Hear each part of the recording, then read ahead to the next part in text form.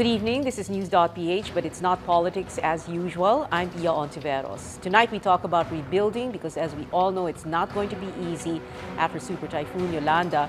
Our guests, two of them are going to be joining us in a little while, Butch Mailey and Bill Luz of the Philippine Disaster Recovery Foundation, architect Edwin Barasha of T.I. Vasquez Architects and Planners Incorporated, architect Dean Michael Ramos of Emerging Architect Studio, Sani Ramos Hegilios of the United Nations Development Program, and Dr. Maria Guevara of Doctors Without Borders. Good evening, everybody. Thank you for joining us. Let's begin with you, Architect Barasha. Tell us about, you have this project, proposal? Yes. An Insta-home, what is that? Yes. It's a proposal to provide housing to the victims of Yolanda. And the concept is we're creating a structure that will transit between immediate relief housing to something more permanent in the future. So it's really addressing that gap between, when the first rescuers come in, they hand out tents or similar structures, and then what happens after that? So we're addressing that concern by providing a structure that they can use later on as they decide to rebuild, add on to the module as needed, or not use it at all. No? Yeah. It's very When you say flexible. this is a proposal, you've already presented this to government or to any, like the LGU, for example, of any of the provinces or any of the cities that were affected by Yolanda, or what? We had presented it to the President of the United Architects of the Philippines and some other professionals. We have not presented it to any government agency at this point. Yeah, okay. We are So is trying to get to that point. Okay, so is it endorsed already or what? Endorsed by the UAP or? Yeah, endorsed by the UAP. I mean, if you presented it to the President of the UAP, so. Well, at this point, we don't have any official endorsement from the President of the UAP. We're still in the process of gaining the interest from different groups. Yeah. Ano ito, you're going to be building it for free or someone has to pay for this? How's it going to work? The way it works is, number one, we want to abide by certain principles when it comes to rebuilding. We understand that the local communities have to be tapped. The resources have to be used, their skills have to be used, and that, in effect, will eventually pump prime their local economy. Yes. So the intention here, the idea here is for these people, the victims themselves, to build the modules themselves and use it. Yeah. So the modules are what you call yung Insta-homes nga, no? So ano yun, ibibigay nyo ng libre or how is it gonna work? Tutulungan ho namin gawin nila. Now, we can probably start off with the government or private agencies providing the basic materials. And then from there on, maybe it will snowball and be self-reliant. No? They can eventually build it on their own without the government not getting involved too much in the costing. Okay. So can you tell us about the Insta-home itself? Well, the Insta-home is basically it's a concrete cube, and it's designed to be used in modules. So you have the initial stage, which is temporary. It comes into the site or it's built on site, and then it can be then modified to a more permanent, shall we say, a transition model wherein the user can add on modules to increase the size of the unit. Okay, so why a cube? It's the most efficient form that we thought of. It's very modular. It's easy to construct. It's simple. Okay. Let's talk to architect Dean Michael Ramos. You're very young, no? Yes. Kaya nga, you're representing the emerging Architects. architects. Okay. Tell us about your project proposal. This is also, again, like the InstaHome, a project proposal. Yes, Parang nilalapit nyo lang sa gobyerno kung sino man ang interesado. yes. Actually, our projects or proposals are composed of 3 buildings. So right now we have a proposal for a wash facility. Wash meaning it's a for water, hygiene, and sanitation. Water, sanitation, and hygiene. Yes, Yeah. wash There is facility. a cluster. There is a It's a wash cluster. cluster of Yes. the And- UN, no, yes. for every disaster. And the Okay. other building is for a community center.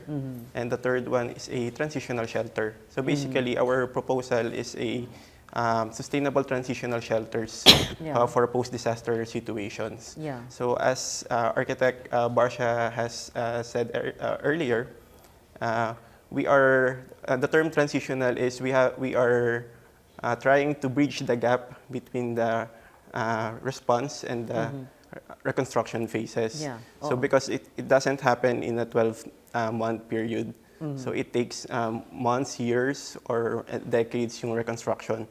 So we are creating a proposal, a design, which can be built by the community themselves during the response period. And then actually the same concept, it has a module which can upgraded, expand based on the financial capacity and technical capacity of the users. Okay. This is, like you said, a proposal. So, nilapit nyo na sa... Yes. Kanino nyo prinisent? Actually, this is a product of our collaboration with Akbayan. So, this is a part of their Akbayanihan drive. Yeah. So, as young architects, our initiative from the Emerging Architect Studio is to spearhead or to initiate and assist several groups in designing and facilitating these structures. So we help them in the costings. Yeah. Yes, and etc. Have you been able to, and also our architect Barsh, have you been able to actually build what you are proposing? Right now, we haven't done. No, this is not really yet. just This a proposal. Yes. Still. It's really a proposal. Yeah. So who have you presented it to? Akbayan. Again, Akbayan. Yeah, Akbayan. but yeah, okay. Yes. So apart from Akbayan, Akbayan, which is a It's a government, and then the wash public- facility. There is a private company who is very interested to build the wash facility. The location would be on Hernani, on Samar. Hernani in On Samar. Samar. So on next week we are scheduled to do the field and the site visit, so we can basically check and we can modify our design based on the on-site conditions. Okay, so you are going to be building that already? Yes. That company will be Yes. financing it? Yes. Okay, okay. And apart from that, are you, because we have secretary, well now secretary, former Senator Ping Lacson, no? Who's rehab czar. So have you gone to him already, the both of you, your groups, have you gone to him, or have you at least set an appointment so he knows what you're doing? No. So that the right hand knows what the left hand's doing? Right now, the entity who is organizing our efforts is the UAP Emergency Architects. So right now they are the one sa kanila kami lumalapit for Sa UAP, sa United UAP. Architects of the Philippines. Yes. So we have all these architects groups going up to the UAP. Yes. And I'm sure that there are so many other proposals, no? Yes. Yes. Like, do you know how many there are? Can we count them on both hands or more? Last Or- or Saturday, I think there are about more than 10 More than 10 proposals. So, okay. so basically, we want to share that we are not looking for a universal solution because there is no single best solution for any post-disaster situation. Yeah. Oo. You're doing this in a parang on a volunteer Yes, capacity? yes. I mean, you're not, well, for lack of a better term, I mean, it's not like you're out looking for a profit here, right? Yes. Yes, Right. actually, I think we are taking this project as a civic duty of architects. So because in other countries, or in Japan, there are emergency architects who are very vigilant in addressing these needs. So nung initial nga, we are, parang kaming mga bata, we don't know, hindi namin alam kung kanino kami lalapit. And we have this, yung drive namin to help. So actually, we are very happy na ngayon meron ng rehabilitation SAR kasi before there is no single entity na nag-handle talaga, nag-harmonize ng lahat ng efforts. And I guess you feel the same way, no, architect? Yes. I think it's really the first time time. in the history of the calamities we've had in the country that there's collective effort Collective from effort. the architects Yes. to step in and get involved. No, Yeah. this hasn't happened as far as my memory Yes. serves. No, before. No? It's the first time. So I think the government would make good if they could take advantage of all the goodwill that's coming from the professional sector. No, and in a way, like what Dean said, no, there is no single solution. And different areas may require different solutions. So maybe that's the way to go. Instead of one general, common. It will all depend on where the site is going to be, who the users are. Yeah, that's nice what you said. For government to take advantage of all the goodwill that's coming from the private sector, the goodwill and the knowledge, Yes. all that expertise Technical for skills. technical skills, for free. Yes. And all the government has to do is to tap, or we don't really need to wait for government, right? I mean, Yeah, that's Ano true. ba yun? If, like what Dean said, no, they're moving forward with another private company. And the same in our case, if we could identify such an entity, then we would work with them.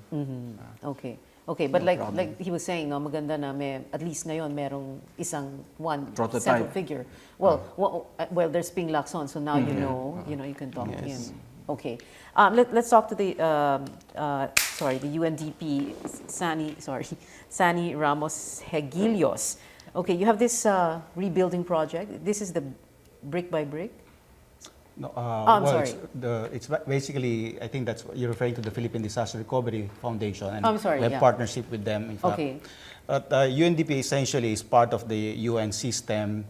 We're both involved in the humanitarian phase, but also a lead in early recovery, which basically means, Pia, that as soon as the affected population had gone through the hazardous conditions, the typhoon had passed, they started rebuilding themselves, picking up the debris and pieces. And our role basically is to support that spontaneous recovery that we observe in the community. So we do this through Cash for Work scheme that provides a minimum wage to affected families to clear the debris, particularly in areas that are hazardous, areas that are surrounding critical facilities that have to be restored as soon as possible, like the hospital, for instance, in Tacloban, the Eastern Visayas Medical Center, and also the schools who need to return to normalcy. So that's our initial response. But as you have said, this recovery will take some time. We have put together a plan to support the government and the affected population in this recovery phase. Okay. This is the emergency employment job creation through the. There are other groups like I think Suchi, for example, other groups that do this Cash for Work program and debris clearing. But I was in Tacloban last year. Marami pa ring debris, ano? Parang it's a never-ending site. That's right. I mean, the Department of Public Works and Highways, I have estimates of the amount of debris, and they said that it will, if all the efforts are undertaken, it will take at least 2 months to clear the debris. 2 months. 2 months, and of course, it's not just clearing the debris. And in a full court press. In a full court press, and of course, they have to be disposed in safe conditions. So they have to be in a safe place where you don't, suffer the consequences of just putting it in anywhere. Yeah. So it's a whole scheme of things that have to happen, And our work role really is to essentially to provide the temporary employment, which is very important as the debris clearing. Yeah. Well, yeah, that's good, no? Debris clearing, but then where do we put all that debris? No, the city government, they're still trying to identify or still trying to firm up plans about which one is going to be the landfill site, hindi ba? Kasi problema din yun eh, if we don't have an appropriate That's right. landfill site. That's right. You are also involved in that, right? We are. We have experts on site. Some of these experts actually were experts from the Aceh tsunami, who are capable of looking at the whole scheme Yeah. of waste management, from debris removal to waste management. Obviously, there cannot be a permanent solution with the amount of debris that's available, but there are modules that would ensure that the debris removal are also connected with safe disposal.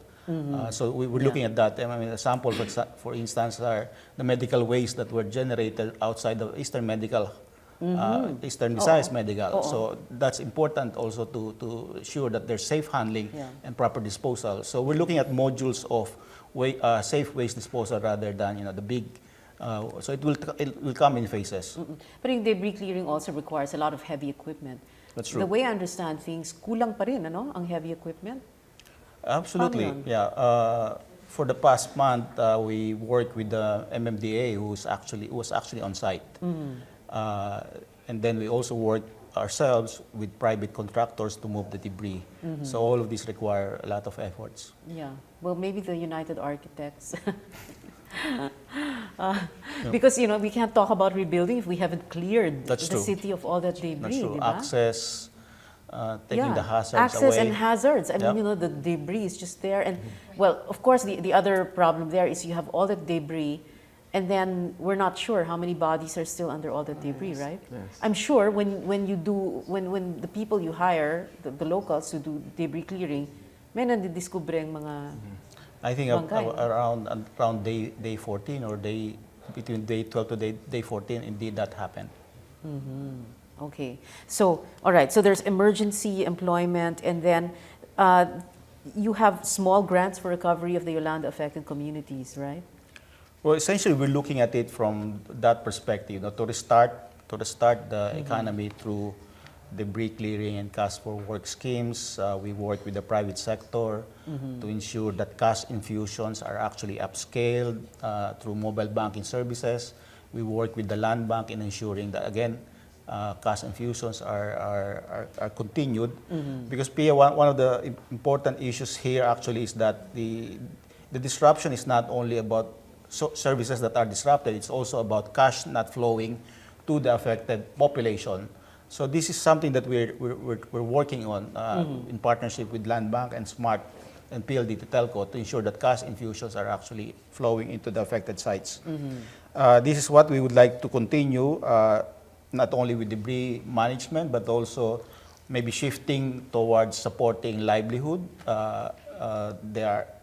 They could be on restoring the market, the public markets. For some it could involve fisheries and agricultural systems. We're going to have to go to a break in a short while, but before we do, because I have to say goodbye to our two architects here, Architect Barsha and Architect Ramos. But before that, maybe you'd like to say a few words, final words. So let's hear Architect Ramos first. First and foremost, since I have already said that there is no single or universal solution in addressing the shelter needs, so we are I want to solicitate also the help of other young architects to be part of this great endeavor. So. It is their civic duty it's also. there, yes. So actually, they are thinking that our role as architects is just on the relief efforts. So we are thinking that we can do a lot. Building, I guess, into building that. and rebuilding. Yes. No? Is there an architect's oath in the same way that there is a? Meron ano? Yes, I think. What is? Don't What is ask me to recite. No, but just a few of the words, siguro, just to give us an idea. Because you talk about your civic duty, you talk about doing this as part of your volunteer work. Yes, actually, it's part of our in our ethical code, I think. Yeah. So I don't remember the exact words. We are not like doctors that we memorize our Hippocratic. Okay. But we practice it in spirit. Yes, in spirit. Yon, okay, Yes, okay. that's That's what I right. want to hammer on. You practice it in spirit, that you feel that this is your responsibility Yes. as architects to help. Yes. Okay. And Architect Barsha? I think it's real data gathering first before we move forward on the physical side. Yeah. We have to make sure that when we rebuild, we do rebuild in the right sites. They're Yes, safe. yes, yes. We take into consideration the differences that communities may have.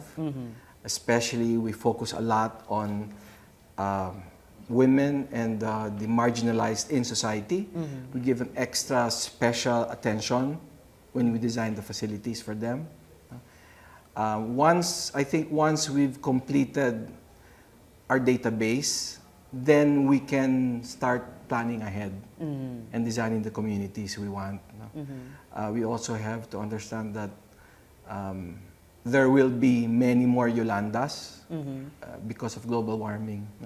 So the new designs have to be upgraded because I believe in the National Building Code, the design wind velocity is about 250. 250. 250, and Yes. this was? 315. Yeah. 15 Yes, 350 kph.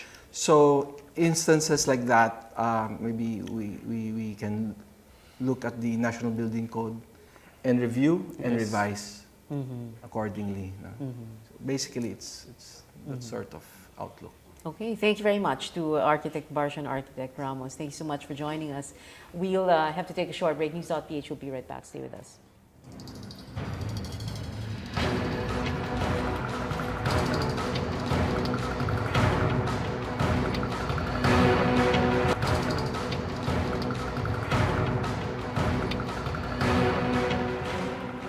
Welcome back to News.Ph. You're still watching us on the Solar News channel. I'm Pia Hontiveros.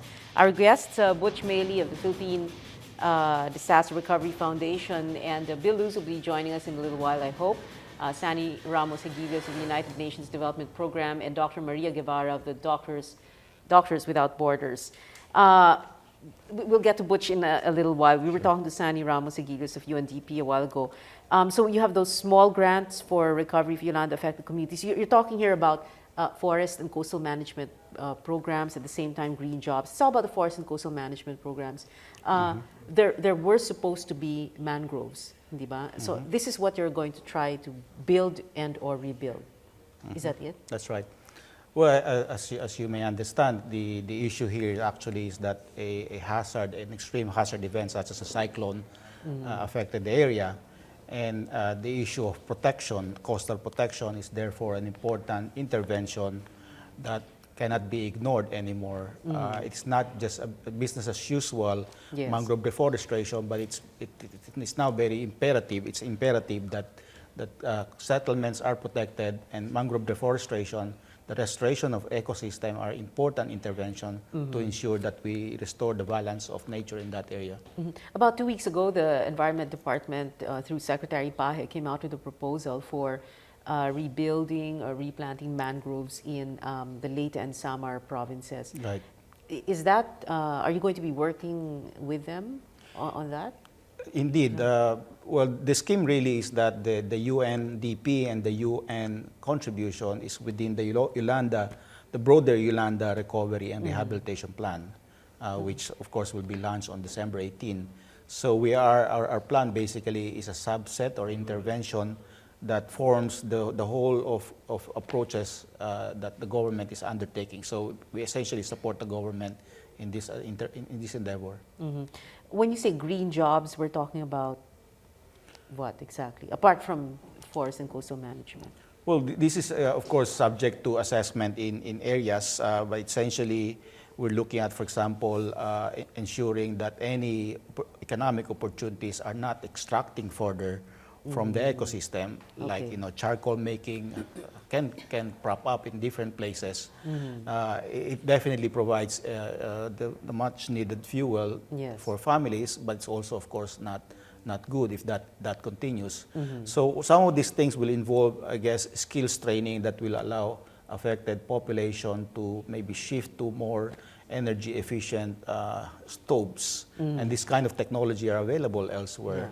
Yeah. And that is how we would like to help. Will the UNDP be involved also in rebuilding the agriculture of later? You have all these coconut trees felled by Yolanda. It's a big problem. That's income. That's their livelihood. That's right. And then you have the problem of all these land that needs to be desalinated by yon.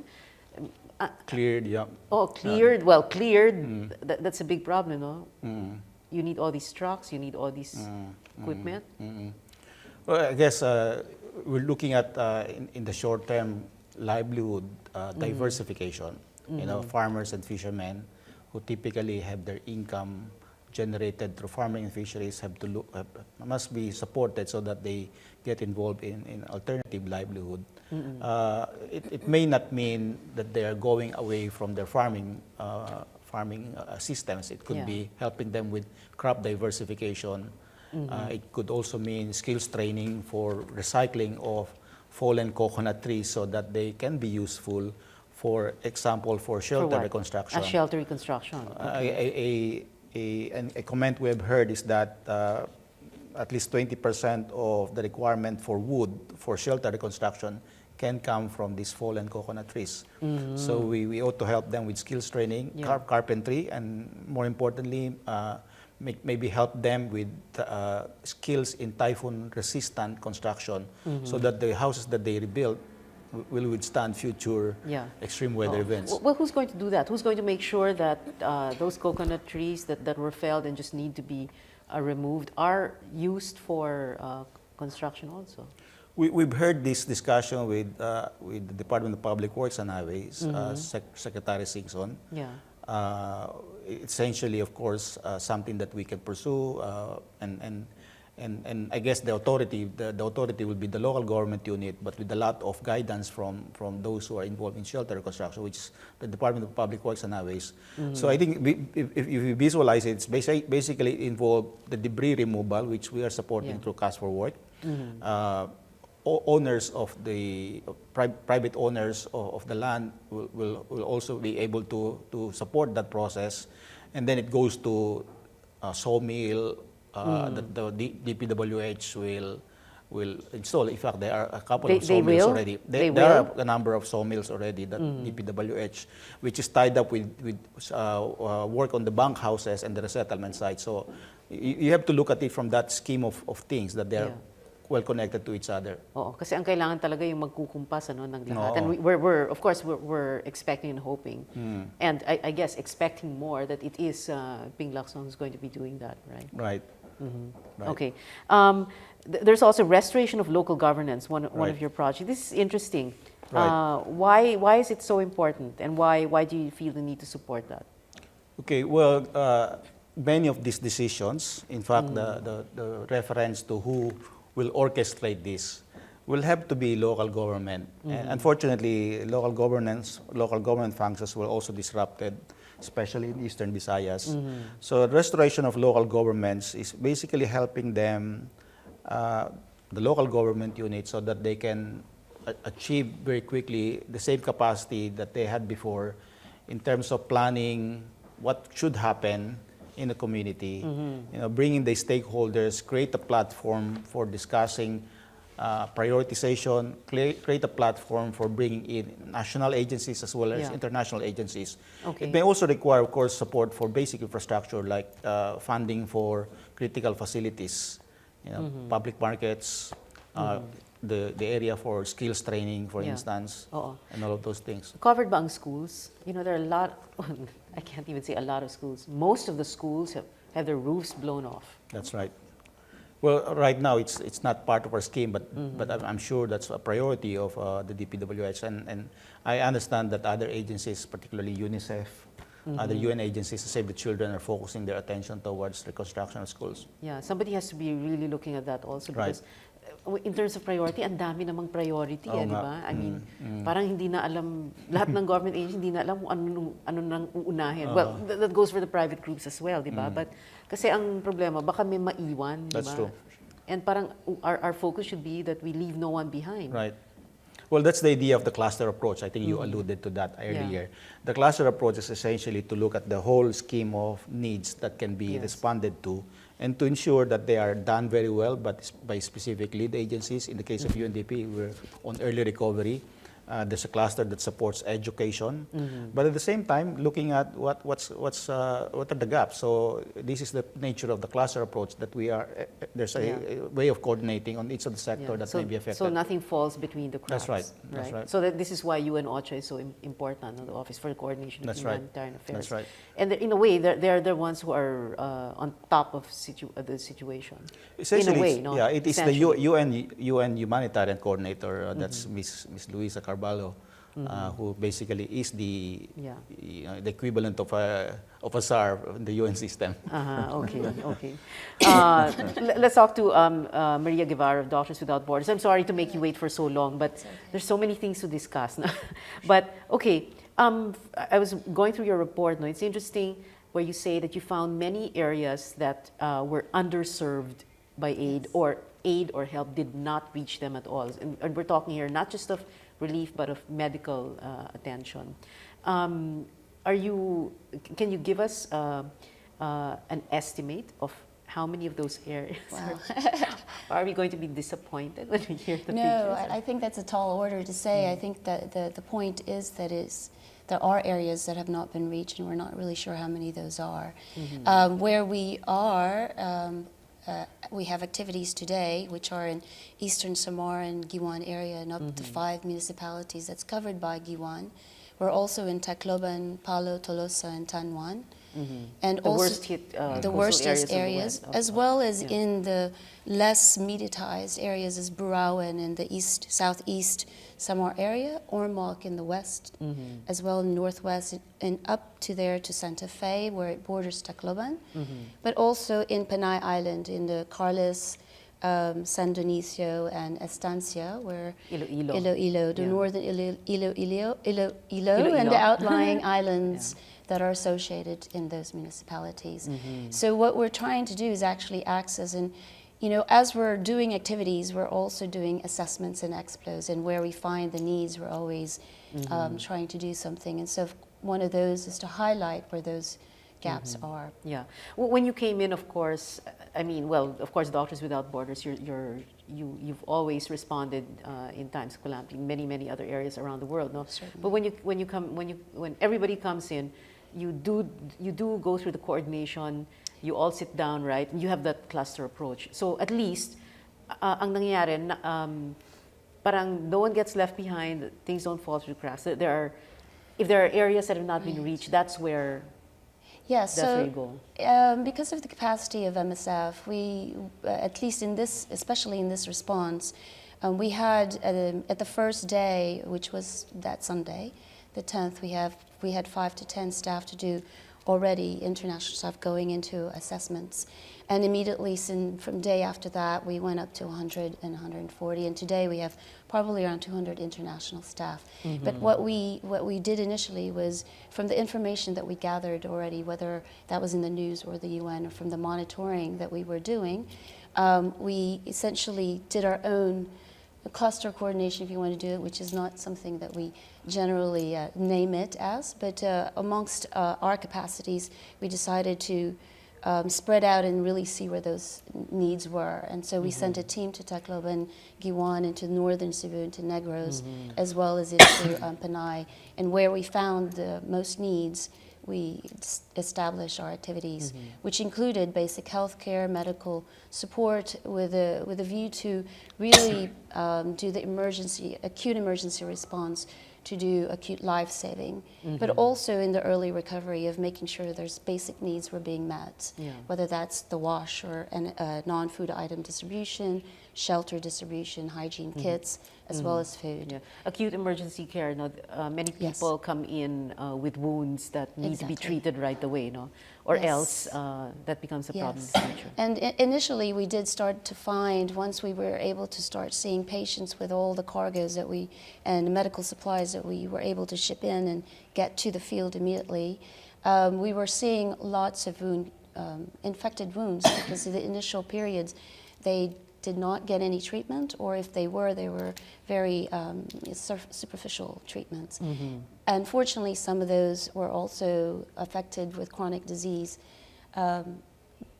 Chronic disease infection, like diabetes and hypertension, which obviously makes it worse for an infected wound to heal. And with a rupture of drugs, because they have not been able to have access to medical care in some time period, that makes it doubly worse. The other issue was on tetanus, because of the risk of so much debris out there. So it was important to make sure that was all the vaccines and immunoglobulins were being provided. We had enough vaccines out there, no? I Yes. mean, from your group and from the other groups, there was enough. It's We did not like find any necessary gaps on those.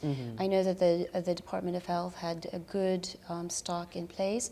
The problems may have been in the areas that were affected. Those stocks may have been unfortunately damaged. So that those were some of the concerns, especially when you're looking at vaccines and it needed refrigeration. When you don't have electricity, there's a Yeah. risk of rupturing. So how did you solve that? We brought in our own generators and our own cold chains. Okay. One thing I noticed about when you have a calamity like this, no, your medical missions and that of other groups, you try to reach the far-flung, the most, Exactly. outlying barangays, because these are the people who cannot just walk over Right. or come Exactly. over. You can't say, okay, I'm going to stay in the city or in the town center and come over here. Exactly. You can't do that, right? No. And in the experience that we've had all around the world, those are the most vulnerable that we found. In following our principles, humanitarian principles of impartiality, we always go where the most needs are. Because of our capacities, we can also try to do the best we can to access especially the geographically difficult places. With the needs out there so great and so many people still in need, no, I'm sure you feel the need, I keep saying need, you feel the need to not just go to an area once, no? How's that? Yes. You have to keep going back. You Yes. can't just go there once and, Yes. paano yun? Yeah, and so I mean, when you do an assessment, you find the gaps where the needs are and what the needs are, and then you make a plan to go back as much as you can, or you go into the cluster to discuss with the other actors who may be targeting that area to highlight to them there's that need. So Yeah. today, for example, in Ormoc, there are some areas still in the surrounds of Ormoc that In are not Ormoc? That's Ormoc already, in the yeah? yes, in the districts and municipalities around that area Yeah. where there have had limited or no exposure at all to any aid. So what we'd like to try to do is highlight those areas and share the assessments that we've done to those people who are the new actors that are coming in who may have more capacity today Yeah. to respond. Yeah, okay. That's always a concern. No? Every Yes. time a medical mission goes out, and last week when I was in Tacloban in RTR hospital, and then they tell us we're going to this place that has not yet been served. It's always like that. There's Yes. always a barangay that has not yet been served. No? Yes, because I mean, it's a part of a disaster, unfortunately. But as long as people are aware and continues Yeah. to keep a pulse on that and monitor the Okay, situation. we'll have to take a short break. News.Ph will be right back. Stay with us.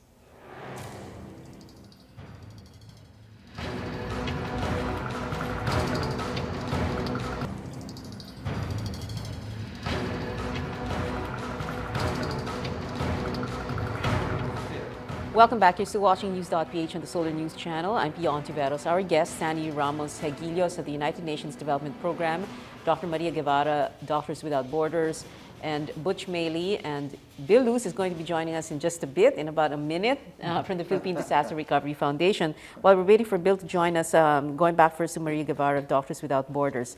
You're also supporting the Department of Health hospitals, no? Yes. Like EVRMC, no? Sorry, Yeah, which one? we're doing donations and we're collaborating with EVMC. We are actually, we have a hospital inflatable tent in the grounds of Bethany Hospital in Tacloban, but we've also set up a hospital tents in Tanawan, but also in Burauen supporting the DOH, as Yeah. well as in Giwan, because that hospital, Felipe Abrigo, was completely destroyed. Yeah, okay. So, Part of your project is to try and help rebuild the hospitals, no? So part of what we're not normally into the recovery situation. We are mostly into acute phase response and into the transition of or early recovery. But because we have set up hospitals here, we are very much committed to making sure that there is proper handover of the facilities. You can't possibly leave a hospital tent running. So what we would like to do is make sure that there is a rehabilitation of the hospital, and whether that would be us to do would be a negotiation and discussion with the DOH and how best to do that, or if there are other actors, that would be also welcome. Okay, let's talk now to Butch Maley and Bill Luz of the Philippine Disaster Recovery Foundation. We have about like 12 minutes left, but thank you, Bill, for being here. So sorry. So yeah, very, very briefly, what is PDRF and what are you going to do? Well, PDRF is the business community's coordinated response, unified response to disaster management.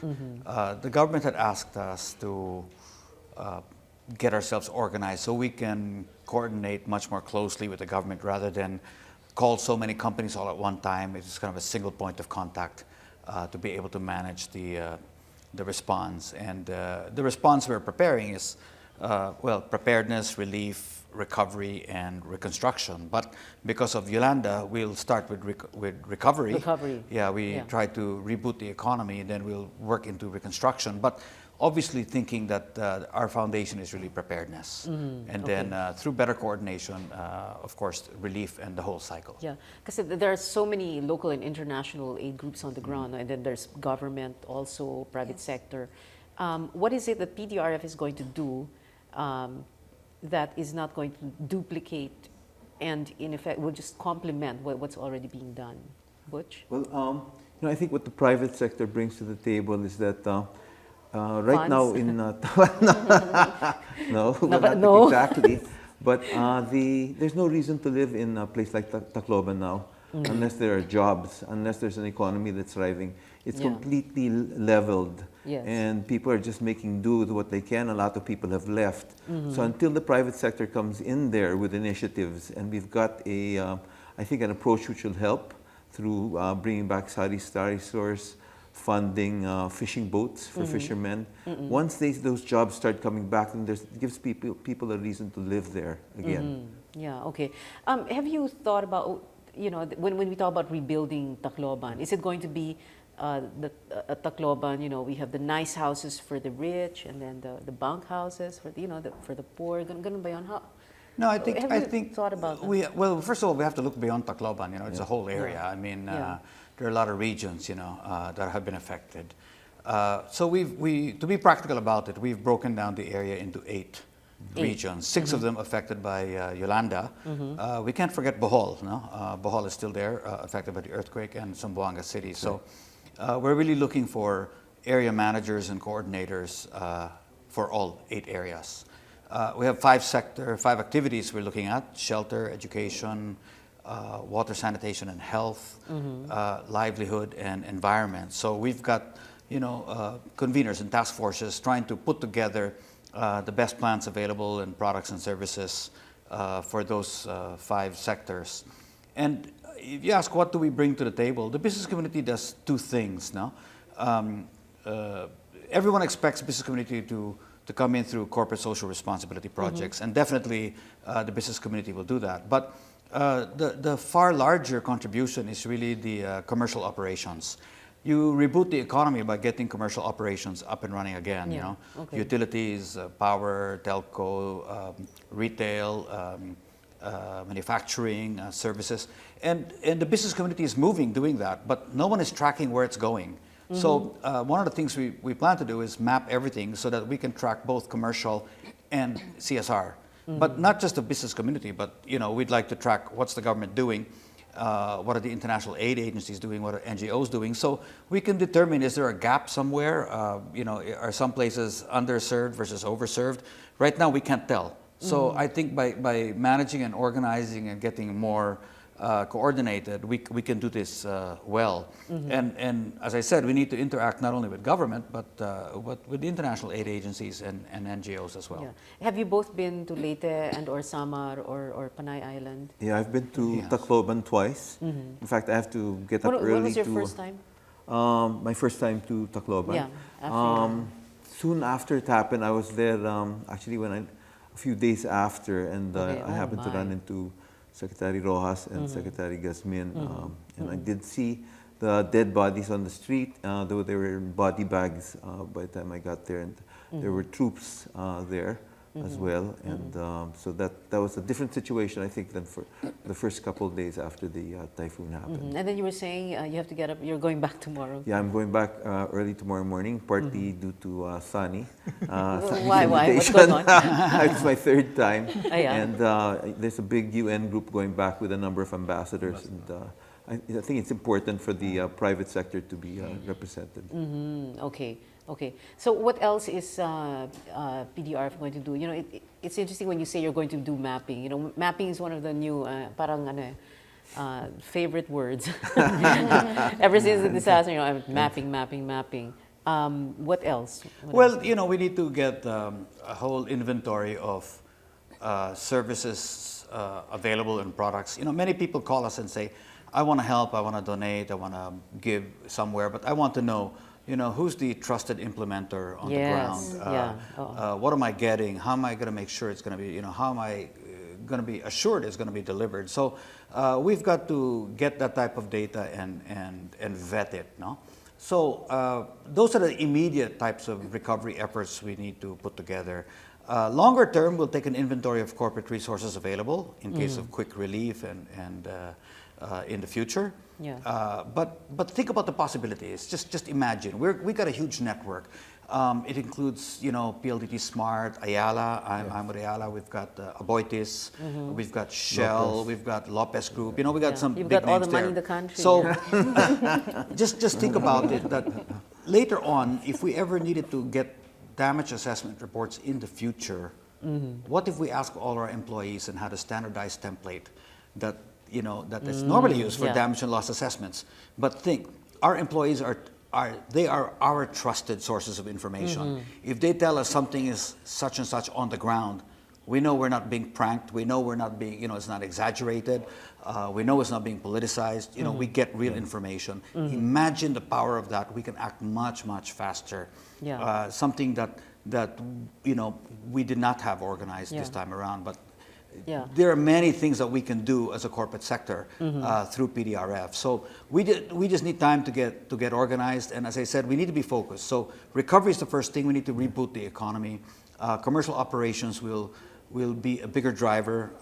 More private assets lost than government assets in this particular event, Typhoon Yolanda. So it stands to reason that the biggest investment to be made is back in commercial operations and get that going. Yeah. A while ago you mentioned education as one of the areas where you could get involved. I mean, would you be willing to fund rebuilding of schools, or even yung maglagay man lang ng roof sa mga schools? I haven't seen a single schoolhouse, at least where I've been. I went to Panay Island, Capiz, Aklan, Iloilo, Antique, Tacloban. Practically all the schools, if the roofs are not ripped off, parts of it are. I mean, the school is supposed to be the safe haven for children, di ba? Yeah. But we're actually moving on that already through the Department of Education. A number of companies have pledged to build temporary school rooms because that's what they want. I think we have to act quickly because the people are there now. Yes. So we're moving in with temporary classrooms that the DepEd has approved. Yeah. A number of companies have pledged these classrooms. They've got a tent that they have They've standardized. It's about 95,000 pesos each. And yeah, we're going to do Where this. is that going to be? Where are they going to put that? Well, the DepEd has a list, and I think companies get a chance to choose which area to. Yeah. You're going to be coordinating with Ping Lacson, right? I mean, Yes, at of least we course. have- I mean, yeah. you know, with the government and with international aid agencies. Yeah. Yeah, you're Education. gonna say. Speaking of schools, Yeah. education is one of the 5 sectors that we're looking at. Also, in answer to your question about, you know, do you rebuild? How do you rebuild Tacloban and other places? You know, do you have houses for the rich and bunk houses and stuff? I think what's important is we have to build, you know, with some sort of at least an idea of an urban plan in mind. You cannot, Yes. you may not need, you know, it may not be practical or safe to build back in places that are vulnerable to, you know, highly vulnerable to risk. So it's not only, people always say build back better, you know, and follow the building code and get, you know, better specs on buildings, especially public buildings. But I would say let's rebuild in the right places. Yes. Let's not. There are no-build let's zones, not, dapat, no? Well, there are not only no-build zones. I mean, it's got to be really, I think, quite scientifically planned in a way. That takes time. And so with the recovery, you want to build some temporary structures knowing that the permanent structure might be in a completely different place. At this stage, I don't think we can tell where populations will eventually settle. But that will depend on where they're allowed to build, di ba? Well, yes, of course, and where you build So the it's facilities. enforcement. It's not really enforcement, but I mean, by building certain permanent facilities in places, you, I guess, induce the population maybe to gravitate to certain areas. Yeah. Because certainly, I think, you know, the government will not want to build schools or hospitals in unsafe places. Yeah. Okay. Let's go for final words right now. So, Bill, you first. Well, you know, I think the job at hand is a tough balancing act. You want to plan something carefully, and that takes time. On the other hand, we need to act quickly, and so that also means you forgo a little planning in order to move quickly, because that's necessity. Or maybe forgo the analysis paralysis. Yeah, so parang it's- we love to analyze yeah, forever and ever. Yeah, so it's a balance. It's a balance we Yeah. have. So that's why we've told our task forces, you have recovery activities. That's got to be quick, and then you have reconstruction activities. We have a little more time to do that. So our emphasis now is recovery, because as Butch said, you know, to bring hope, you really need to reboot the economy. People can't be in relief, you know, for months on end. Yes. And we need to get people jobs and livelihoods together. Yes. So I think that's our main line right now, reboot the Okay. economy. Okay. Butch, Mary? Well, I think it's a tough situation, but the hopeful sign is that the private sector has gotten together. It's the first time we're going to have a permanent standing disaster response foundation and group that's going to be ready, not just to help in this disaster, but in help future prepare, disasters to yeah. come. So Or prepare, not necessarily disaster, but natural hazard. It just becomes a disaster when we're not prepared, di ba? that's right. That's Okay. right, to try to avoid it.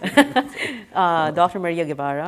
Well, I think it's, although we're an acute relief organization, I think it's important to, as you go into recovery, that the transition is really monitored well, and to avoid any gaps, whether it might, to resume livelihood or whatever the recovery might be, so to avoid any gaps in medical complications. MSF will be here, right, for the next several months. You're not just going to... No, we You will will. stay. We will certainly make sure there are proper handover Yeah. partners and strategies that are in place. Okay. And Sani? We should Thank you. continue with time-critical response, life-saving, and ensuring that livelihood cash infusion actually happens very quickly. And the way to make it more meaningful really is a coordinated fashion. And this coordination has to happen more at the local level, not only in Manila. And I think that improvement has to happen also through the area coordinators that PDRF has identified and the program hubs that UNDP has also identified. So that's something that we ought to pursue.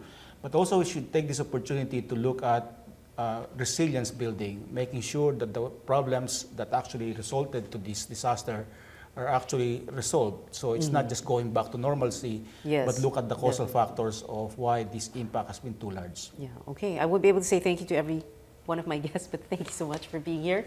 Thank you. Thank you for watching. I'm Pia Hontiveros. This is News.Ph. See you again next Wednesday. Good night.